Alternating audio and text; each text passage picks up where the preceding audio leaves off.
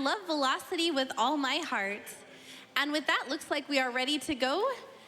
This is the Mummy Demastered, run by Codepiece. All right. That's us. Let's go. I'm on the screen. All right. So, quick introduction. This is Codepiece. Here's my couch. I'll let them introduce themselves. You go, Ryan. You go ahead. Well, I'm gvirus. I'm Ecdycis. I'm IvanDashSmith, better known as Austin Ivan Smith. I'm a director at WayForward, and I directed the Mummy Demastered. All right. If everybody's ready, let's go. All right. Okay, and I just found that out. 2, 1. Go. Let's go. So we'd like to do the honors of describing the Mummy Demastered first. Please, Coda can do it. I did it so much. That's fair. Codepiece? I only know speedrun tech, so I'm just going to try to kill myself as fast as possible. So the Mummy Demastered is basically like a Metroidvania. Who's this guy? That's my face. We could. So it's based on the movie, and that's Russell Crowe's character, Dr. Jekyll, and we weren't sure if we were going to get the rights to use his face, and so they just took a picture of me and put his haircut on me. So I looked Russell Crowe adjacent. I'm happy to know that now. Yeah, so it's heavily inspired by Super Metroid and like Aria of Sorrow, and so we had to have a introductory stage a la Super Metroid to match up with what's going on in the movie. So in the movie, the mummy, there's, there she is in her weird form at the beginning, and then you are playing as these Prodigium agents who are going through and cleaning up after things. So you can escape here if you want a zero-death run, but Coda's not going to do that. It's slower. It's going to be much faster this way, and there's no major difference, except now we're out. Exactly. Yeah, you ideally want to take body hits from the agents. They do 20 damage, so 5 hits will kill you. Everything else is a slower way to die. And if we wanted to, if we have any early donations, we could do that right now. Absolutely. We have a $20 donation from Talbiz that says, "Hey, AGDQ staff and runners, really enjoying the run so far, and I hope everyone is having a great time there. Greetings from Ireland." And we also have a $15 donation from Osario that reads, "Longtime watcher and fan of the GDQ event series. This is my first time donating to the event. Good luck to all the runners at GDQ, and hope may the RNG be in your favor and may cancer be defeated soon." Yes, RNG. Hopefully, man. There's a little bit of that in this WayForward game. is known for, having heavy RNG in their games. So. So right now we're kind of in the beginning of the game, and this is going to serve as a sort of tutorial. They're going to make us get all the early game items in order to progress. Like, you have to learn about the save points, you're going to have to get the map, some grenades, a machine gun, health. So we're going to kind of just be seeing Codepiece route through all this. Pretty standard, like, Metroidvania gameplay here. And we're going to get an introduction again to the mummy, Aminet? Aminet, yeah. Aminet. Yeah, and you'll notice Codepiece is rolling through doors. The roll tech is pretty important. Rolling at the beginning of a door, it's faster than walking through, because then you don't get the ending animation of standing up. Yeah, the first half of the game, we are casually jogging and rolling, doing some acrobats. So it definitely picks up a lot faster once you get a few power-ups. I want to make a quick note, but I think at one point they actually patched in something that's really nice quality of life. Notice how the bats are all dropping like health. When the game came out, like, there were probably no drops in the game. Nice. So we just... That was right there is a pretty precise cloud step. Shout out to the Bamboo Boys, but we basically are abusing the hitbox of the platform. Yes, you are. And pretty much the bottom of the platform is like the very bottom. If you, with all exist in that, you can just get the jump early and continue forward as it never, like, you just landed. Yeah, I didn't know you could do that until I saw you do it last night. And it was, and like later in the game when you keep doing it, it's pretty amazing. Yeah, once you pick up high jump later on, you're really abusing the platforming in the game. Yeah, so that was gorgeous. There we go. I needed that grenade. Also make sure you have a decent amount of ammo with grenades, because some of the doors in this game can, as you saw earlier, only be opened if you have a grenade. You got RNG's on my side right now. Oh yeah, the way things weren't dropping before, that was a bit of a bug. Oh. Just try and perform a damage abuse here by using the, I think that's a locust. Yes. by using the locust to just get enough height so he doesn't have to go all the way around. That'll be used a lot later, but for right now, it's an ace player. So right there on that second platform, I was able to get a RBJ. It's a tech that I found in the last 2 weeks. It's short for roll boost jump. So if you are able to roll at a exact frame at the very edge of a platform, it propels you forward. And after you do that, if you consistently jump afterwards before you're grounded, you can continue that momentum. So this kind of cracked the door open, early game tech, and it's very hard to actually initiate the RBJs, but it's going to open the door for a lot of early game optimization and stuff like that. All right. Right now we're heading towards the top of the map here so we can find a helicopter and kind of get the brief tutorial on that. Yeah. And soon enough, we should be able to get told. I think we need the health. Oh, yeah, you do. Little dialogue script cut, skip there, so instead of waiting there. You forgot the health. Yeah, the health kit.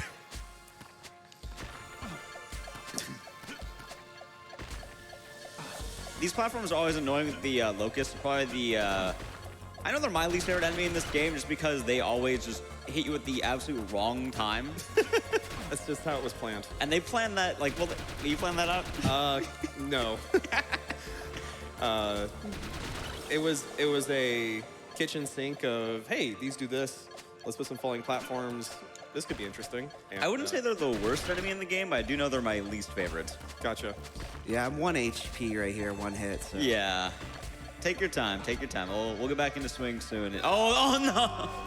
So, we can talk about the death mechanic in the game. When you die, all your gear remains with your agent, and you go back to the previous warp point. It's not too punishing since it's the early game, and this Right. actually kind of places us somewhat near the health.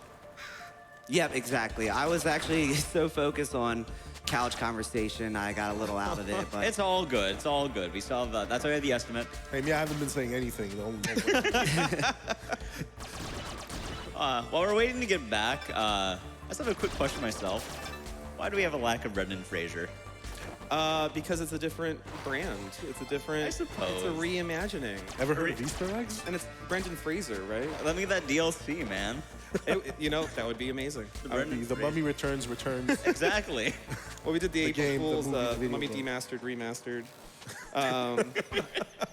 So I also directed DuckTales Remastered. So that was the one April Fool's joke I got to actually see happen. all right, now I'm back on track. I'm There like, you go. what room am I in? It takes a bit to get the hang of when you're used to the muscle memory, but as you saw earlier, like we weren't able to actually progress through the game unless you've grabbed every single upgrade, and this is just the game making sure that you're not going to be totally screwed when it comes to playing it. Yeah. And It is a tutorialization of what all these things do. The helicopter's a warp room. Yeah. You can warp between all the helicopters. Like So this is the item I simply forgot. Yeah. Running past the health packs, and now we're able to. although, as a quick reminder, you will need to find your dead body and loot him. Yeah. Yeah. Just because, well, we mentioned earlier, but death is not the end in this game. The Right. major mechanic in this game that makes it, I guess, different from other Metroidvanias is that when you die, your dead body becomes a zombie. We actually do use this during the run later on, but for right now, we're going to have to find that body and kill it to make sure that we can get back the machine gun and the grenades. Yeah. Because there are certain doors in this game that can only be opened using grenades, and they come pretty quickly. Yeah. Luckily, there's actually not a lot of bosses that we end up fighting, so we'll be able to skip those pretty easily later on. But for right now, we need to make sure we get those. And the dead body should be below. How far did he fall? There he is. And he's using your gear, and he ran away. The nerve on that guy. And he just lobbed a grenade at us. There we go. So All we get right, the gear back. recovered a gear. All right. Yay! Let's go, Let's Mummy. meet up with Aminet now. So if you read the Wow. script of the face of that amazing, beautiful portrait, you basically just learn that these are generic, soldiers for a private group called Prodigium, led by Dr. Jekyll. if you've seen the movie. Coda has not seen the movie, apparently. You have You haven't? No, I haven't. Okay, I have. you You have? have to. Yeah, You will appreciate the game more and just see like how many little tidbits and nods there are to the movie. But like, they didn't have Brendan Fraser. I assume this was like the good version of the movie. You don't need Brendan Fraser. I mean, they could have put in The Rock, too. Exactly. They need The Rock too. I mean, Dwayne's in everything these days. Way Forward did the Scorpion King game for Game Boy Advance back. Wait, in there's a the day. Scorpion King game? Yeah, on Game Boy Advance. We need that at the next one. Someone should run it. Okay, so now we're kind of in the first actual level. The first one was more the tutorial, and now we're going to be approaching, I guess, some acid pits, which are a neat mechanic. When you step in those, they pretty much chip down your health, which will come in handy later, but for right now, they're going to be more lethal than anything. Another thing that codepiece is going to be grabbing is bandoliers, and what bandoliers do is they'll increase all your ammo for every gun you have and your grenades. So most of what that means for us is for certain boss fights, we'll have a damage, like just more damage you can get off. He's performing more of the platform jumps from underneath, and that lets you just pretty much skip the entire cycle there, which is pretty nice. And he's going to be doing a boss skip pretty soon, actually. Yeah, so we do a lot of early game damage boosting. Normally we head down here and we fight a spider, a giant black widow, and we are just gonna simply alternate the route and skip that completely. An upside down spider. So the idea here is this guy's going to be spawning. First try, by the way. First try, every try. Let's go. Every try. And I got my HP. Yep, this is actually really good right now. But as you can see, those guys spawn up based on your height. So he wanted to make sure that he was high enough that he would be able to, when he jumps at his highest, get the damage boost to get him over that. Right. That's the entire first boss, by the way. So now he has the repel gear, which he should have had the ceiling. Nice, first try on the way back too. Good job. I know he doesn't need it. Can we just like take a couple of seconds to mention how deceptively hard this game is? Because honestly, it's very punishing. You think it's a movie tie-in, it's a cheap game. First off, it breaks the trend because that's actually an amazing game, in my opinion. So kudos to your whole team. Thank you. But also, it's not easy by any standards. He makes it look real easy. Yeah. It's so easy to make a game too hard, and I'm not an amazing player. I can't beat Contra 4. I can't beat the first stage of Contra 4, and we made Contra 4, and on the DS, right? On the DS, correct. Hey, good job. I'm practiced. You went the wrong way. This will be a little faster taking the right route versus the left route. But yeah, and when I made this and I was playing it, I didn't find it that hard. So I was like, oh, if I can beat it, then it'll be fine, right? And then I was watching him play last night in a couple rooms. It's like, there's way too many enemies in that room. I feel kind of bad. And these rats have a lot of RNG. Oh, yeah. Wow, that's close rat. Good job. Less RNG, rat NG is what we call it. They're able to get a roll boost and a 1 momentum hop I showed there. Coda last night. They all spawn in the same location, but they walk for a random amount of time and then they hold for a random amount of time. So it can make it a little tricky when there's a lot of them in the room. Got the bandoliers we need as well. We'll be able to deal more damage to some of the bosses later. And this level's kind of weird because story-wise at this point, you're chasing around Aminet. Our director friend here is telling you, he's telling you that, hey, Aminet's over here, go over there and stop her. Right. That would happen during the boss fight as well, which we're also missing an upgrade from that, so later on in the game, some jumps are going to be tougher as a result. But right now, we're probably getting one of the greatest upgrades in the game, probably the second greatest. Well, actually, I guess all the ones we're getting in the run are pretty good. But this one's going to make us a lot faster in some of these rooms. Yeah. So you are going around after Amina. You're basically the cleanup crew. Right. So you're going in after, and she went to some of these places in the movie, and it was also a means to connect the start of the movie to London in the end. Because the movie takes place in London. Right. Which you would know if you saw it. I saw, like, the trailers. You get a Well, good gist in the of trailer, it. you see Tom Cruise running away in London when she's doing the whole sandstorm thing. Well, yeah, he's always The elevator skip. nice. Yeah, it's very nice. Good climb. Like, I just saw earlier, the locusts cannot be kind sometimes. So being able to weave through that is very nice. There are some spontaneous zombies. They will just kind of erupt from their grave. I can't explain why it happens, but sometimes it does mess up a lot of speed rooms. There are specific regions that they do come out of, and they will randomly spawn. Randomly, you know, everyone's favorite, RNG. So not rat NG this time, but zombie NG. Zombie NG. ZNG. CNG. Zing. That's a golden I got, though. There you go, trademark that. Another thing to mention is there's a bit of RNG in the grenades because you need enough to open this door. And now we have the scroll of Cube, which is going to allow Codepiece to run much faster in rooms if he carries his speed. Yeah, so once you're, as long as you're grounded, your momentum will build up.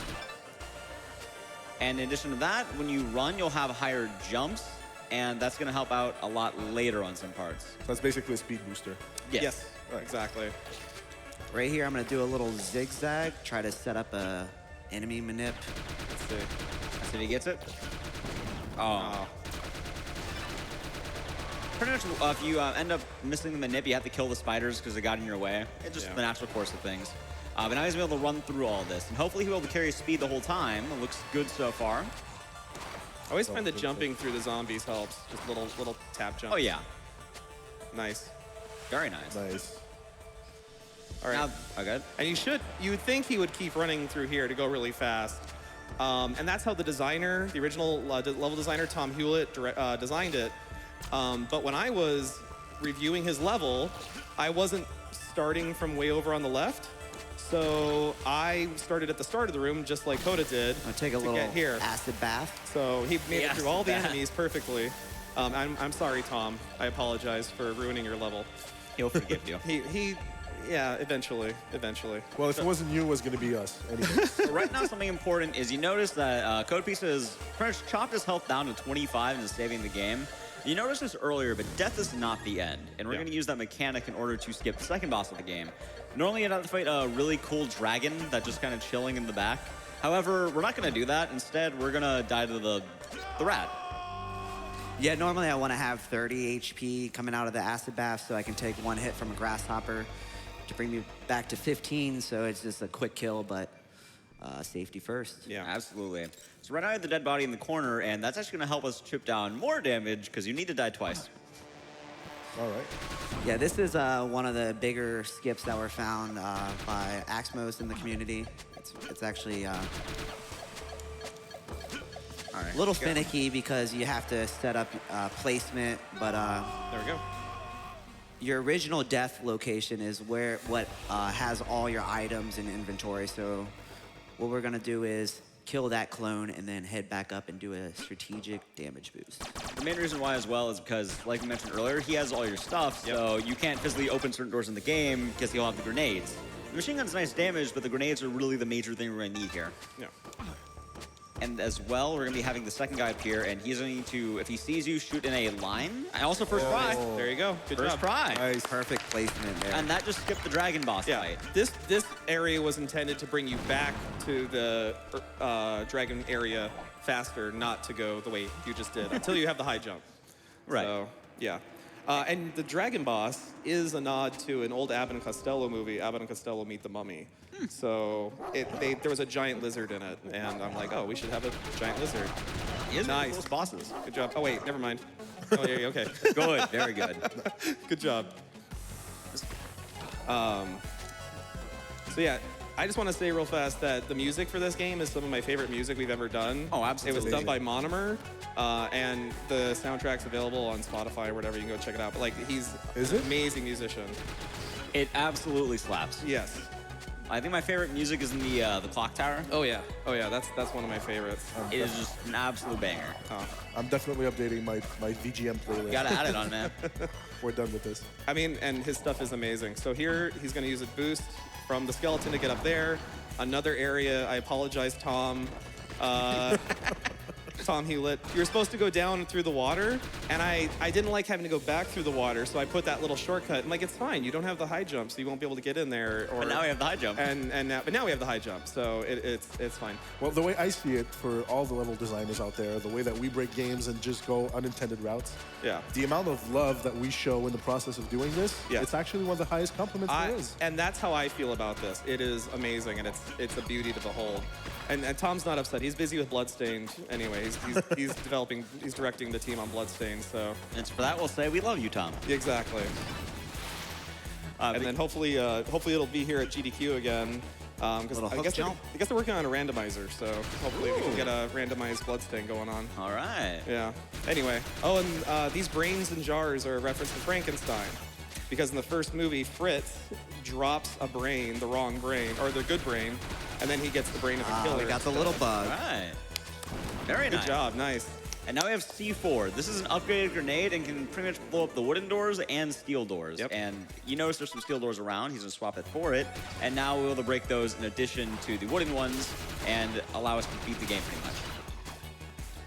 Also, I guess the Frankenstein reference makes sense, given that this is supposed to be like, I guess the Mummy is supposed to be the dark universe sort of thing. Exactly. It was Dark Universe, and the publishers at, or the publishers, the games group at Universal. Thank you. I'm on the spot.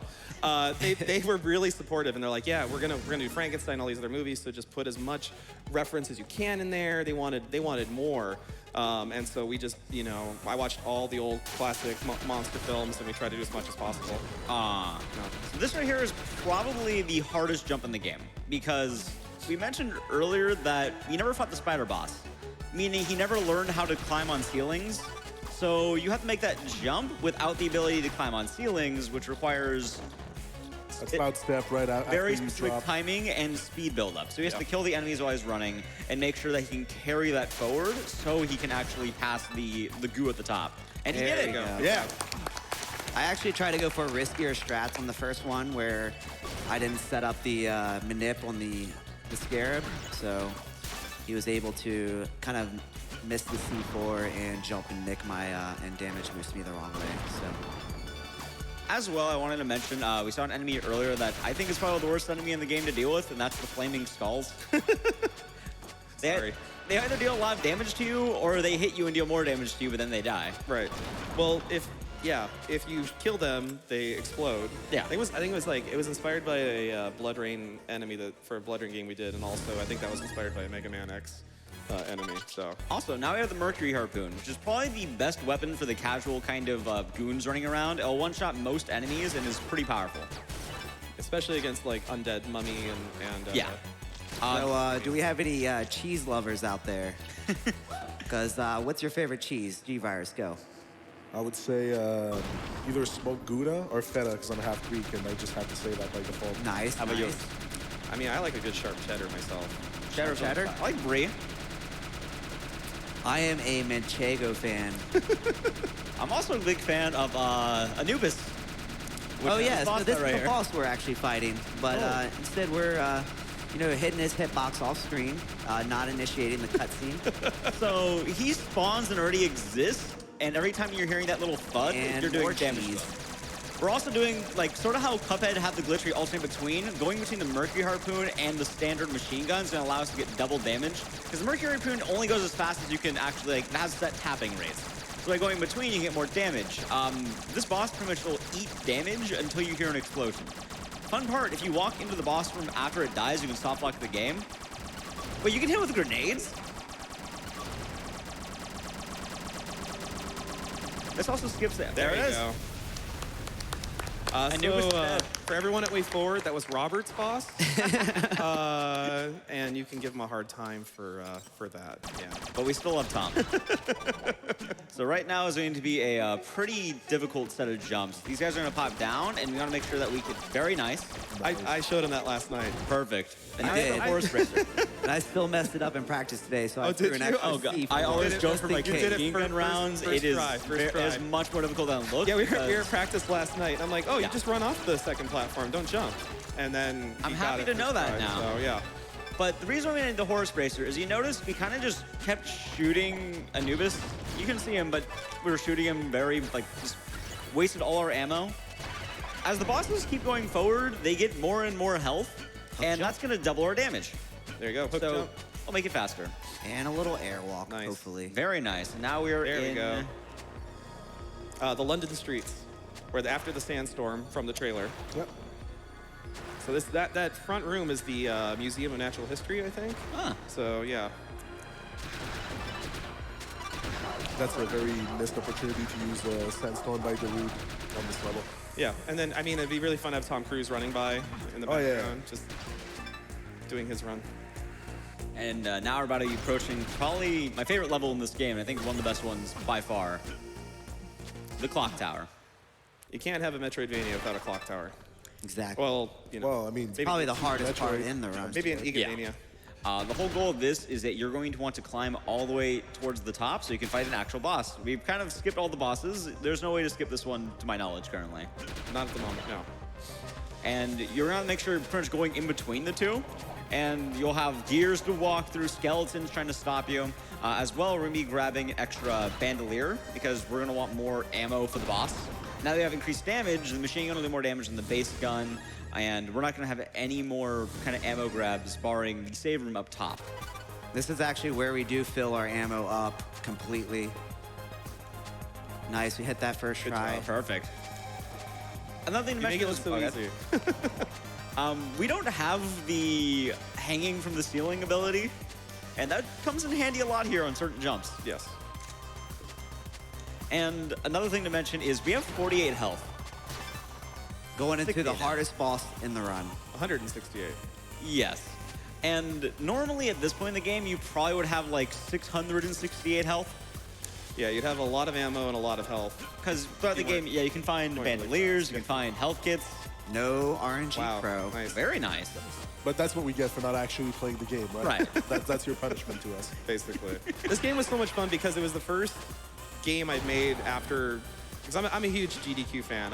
We watched, and everyone at work, like you'll walk by and see it on people's desks, and you know, you see when Zeller does a blind run, you walk to someone's desk, like, did you see that, did you see that? And then for this game, it was almost every level, it was, let's see how we can, you know, make something that's gonna be fun, like a fun sandbox for people to try to speedrun it. There's the safety save. All right, there we go. A lot of developers are actually taking this approach. It reminds me of, let's say, The Messenger by Sabotage Studio. Oh yeah. Like, you guys are having very similar reactions to stuff you see in the run. It's always a treat. And there's the scroll of Khepri that you're supposed to get in the very beginning of the Yeah. game. It just spawns here if you missed it. It spawns there because when we are developing the game, we didn't have a setup where we could have like a set of options or booleans for like, oh, let's turn on these things. We just put the pickups at the bottom of the room. So the programmer, when I go to his desk and be like, here, play the boss, I need to make sure I had the high jump and the ceiling playing. So if somehow you got here without the high jump, it would be there too. All right. Yeah. So this is the Beetle. Probably best song in the game, by the way, right here.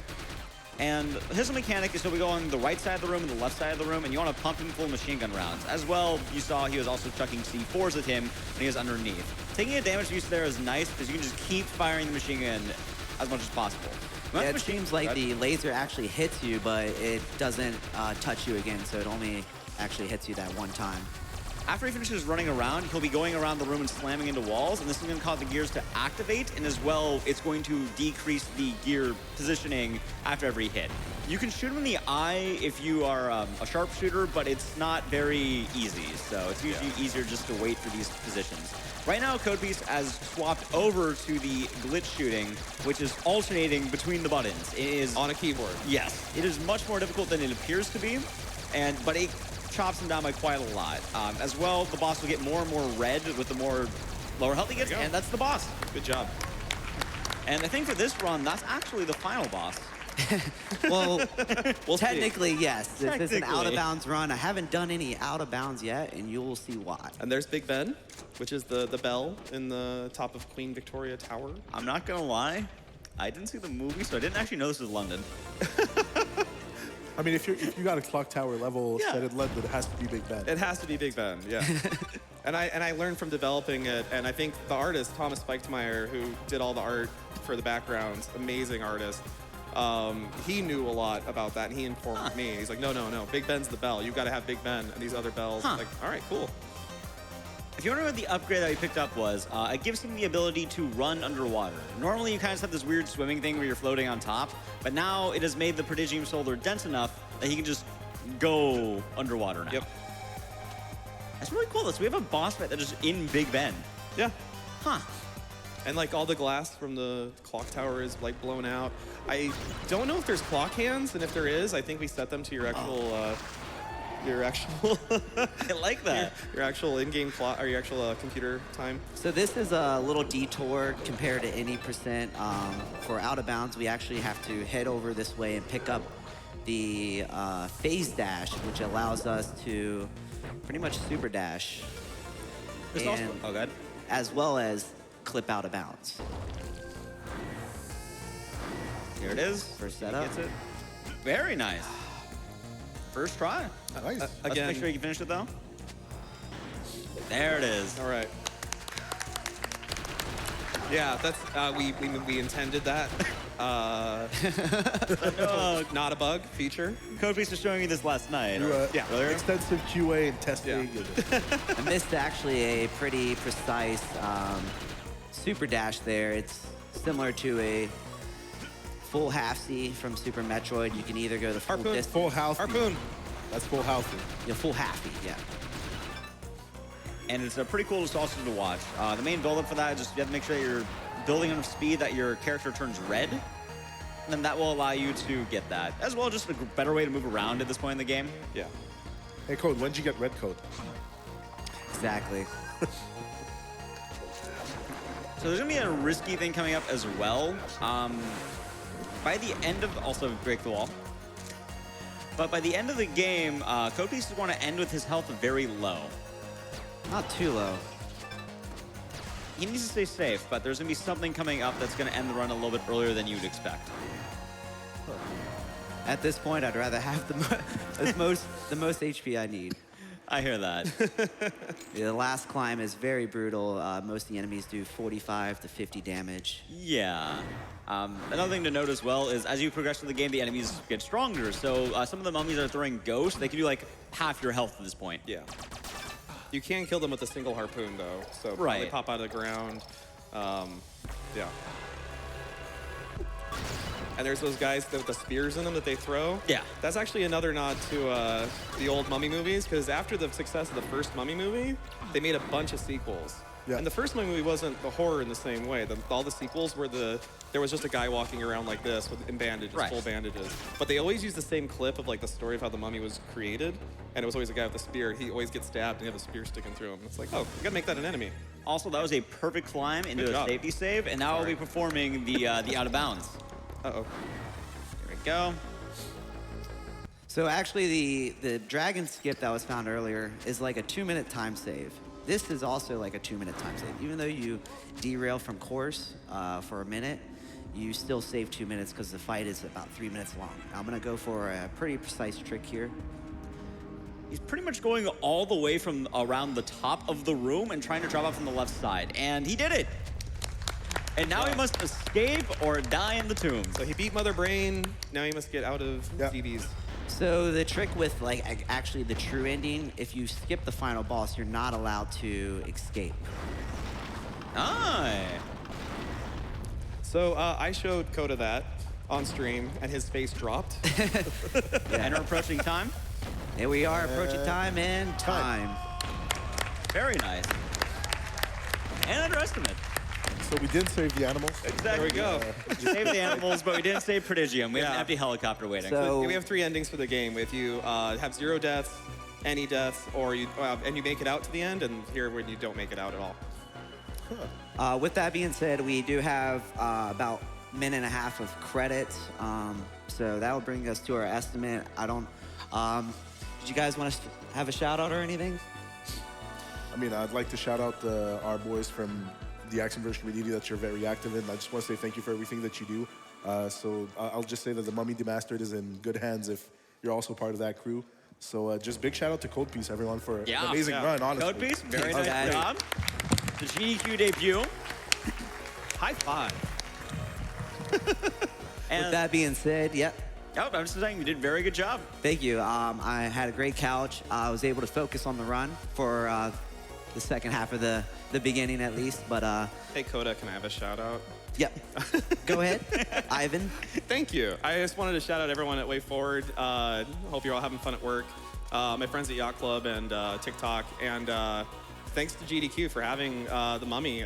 We were going to do it last year, then you broke your arm, and I never thought we'd have the chance to see it again. And now we're here. Yep, Mummy in Orlando. Yeah, exactly. And then just, I think my kids are watching, so Aiden, Ari, Athena, miss you guys, and I'll be home soon, and we can watch the Goose game on Saturday. There you go. And I also want to give a shout out to the AV Discord community, Axiom Verge, great community. A lot of people are hyped about this run today. And also my Super Mario Princess, Drea, as well. And we do have a few time for donations right now if you want to roll those out. Perfect. We actually have a $20 donation from Rogue Link that says, "Greetings from Sounds good. Wakeford. Always great to see other developers so supportive of the speedrunning community. Good luck with the run, Codepiece." Donation goes to Runner's Choice, as well as a $555.55 donation from Willow the Whisper. Greetings from the front row. Codepiece is a beloved member of the Axiom Verge speedrunning community, so all of us wanted to get together a big donation to a great cause and show him some love. Good luck on the run, buddy. We'll all be cheering for you from here. Put this donation towards the Runner's Choice. And thank you again so much to Codepiece for that wonderful run of the Mummy Demastered. We're going to throw it over to a quick Twitch ad break, and we will be right back.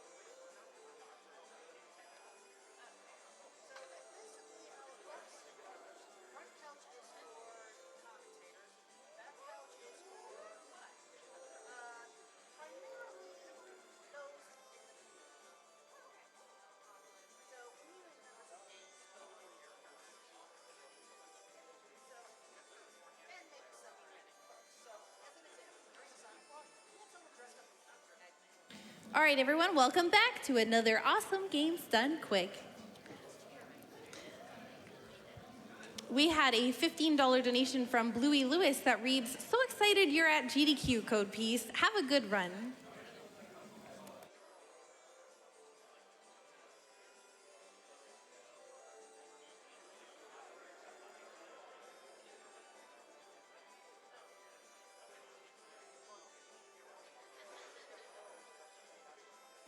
And here is a quick word from our sponsors.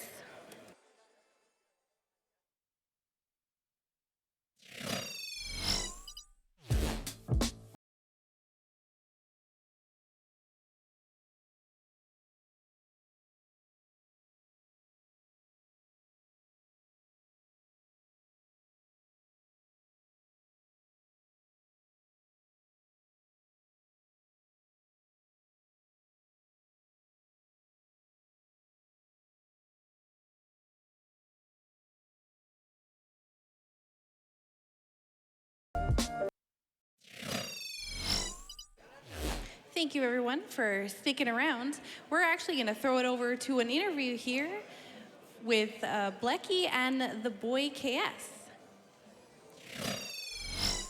Hey, everybody. I am Blechy here with TheBoyks, and he is very shortly going to be doing a run of Crotel Renovations. So can you tell us, what is this game all about? Sure. So Crotel Renovations is a game about a crow that runs a hotel, which is in great disrepair. So the inspectors have come to shut down the hotel, and the crow needs to hide everything before they see it. I'm actually going to be doing a Crotel mode, which is like a post-game mode that actually remixes everything and follows a frog that works for those inspectors, eventually getting to the hotel. I see, I see. So yeah, I mean, I was looking at a video of this run beforehand, and it is just hilarious. If you could pinpoint 3 of the wackiest things we should expect during this run, what would they be? There's a giant owl that makes who puns, very important. There is a ghost that steals your bed, also very important. And there is also the little soot puff monsters from Spirited Away that are bullying everybody because they're jerks. I love the premise of this game. That's so hilarious. And now, I mean, I guess is Croaktail, like you unlock it after you beat it with Croaktail? So Yeah. So the original game, Croaktail, was released as an itch.io game for free download. And then about a year or two later, it got revamped, edited, and they added an entire new mode to the game once you beat it. Got it. So that's what we'll be playing. Cool. So how did you find a game like this? So this game was actually, I was here for AGDQ2020, which is my first GDQ, actually, and we were trying to kill some time in the casual gaming room. And somebody's like, yo, I found this game on itch.io, we should just blind race it. So we did a blind race of Croaktail, and I kind of just fell in love with it and just kept playing it after the event until eventually we got a speed run down, we got a leaderboard, and then I submitted it. Gotcha. I actually ran Croaktail Renovations first in AGDQ 2017, which is the mode before what we're doing. Very cool. Because I love that the speedrun community isn't just about like the big, like huge name games. It's all about these. It's also about these smaller games, and with that comes kind of smaller speedrunning communities. What is it like, just kind of routing a game like this with such a small community? It's a lot of fun because the people that are interested in the game are all like, yo, this game is great. We have to keep playing this, and I found this. I found this. Hey, I found this new trick. You should try it out. Is that faster? There's a neat little internet discussion that happens. And then after that game's done, you've already made some friends. So then they tell you of a new game, and now you're part of a new, smaller, indie game community. And all these games that, let's say, an indie dev just kind of throws out onto the internet suddenly have a very loving fan base. Included not only in the speedrun community, but those that watch them. So that's pretty cool. Gotcha. Yeah. So this is what I was especially looking forward to during this interview. I did some cyber stalking of you. I found some of the other games that you run. And I want you to describe these games that you run in a single word. Okay. You ready? These are all games that he's either just ran or had the record in, but let's see how this goes. So number one, the most coveted of all, Mary Kate and Ashley Crush Course. So one word, I'm gonna do two words. Cutest boys. Next up, Sabrina the Teenage Witch, a Twitch in Time. Awful. Gotcha. Next up, this one will definitely not be awful. We've got Pepsi Man. Refreshing? Ooh. That's a nice word for that one. Yeah. Next up, Tembo the Badass Elephant. Way Forward? I think it's a Way Forward game. I don't remember. It might be, actually, is that a Game Freak game? I think it is. It's been a while. Not sure. That game's great, though. Pepsi Man, The Forbidden Drink. Ooh, Vaporwave. This one I was especially intrigued by. Donkey Kong 5, The Journey of Overtime and Space. Magical, okay. And then lastly, Pepsi Man Unquenched. Unquenched? I haven't done that one. Okay, good. I was trying to trip you up with that one. That game does not exist, but I'm glad you caught that. Yeah. Like, wait a minute. So do I need to find that? So good. So before we move on to the next run, I just wanted to show you guys kind of a prize that we have available. We have a lot of art, actually, this upcoming block available, one of which is this awesome Hollow Knight art by Vats of Goop. If you donate $10, you can see this. You can be eligible for this. It's very cool. You can't quite see it, but it's actually like kind of shiny. It has these cool shiny chain effect to it. I'm trying to rotate it so you can see it. But very, very cool stuff. I believe that's Hollow Knight there in the front. And it just has this incredible glimmer effect. What is this creature behind me? I am spooked. I don't know, though. Oh, my God. All right, Goose gone. Day is saved. I think we're okay. But yeah, please do, if this looks good to you, please donate for this. It's very cool artwork. We have a ton of other stuff too. Check out our site, really cool stuff. So I guess actually finishing that up, thank you so much, TheBoyks, for your time. We have some run coming up. I forget what it is, but I guess TheBoyks and I are just going to close out just by kind of saying, hey, GDQ. Yo, when's Hotline? Come on. Turns out it's right now.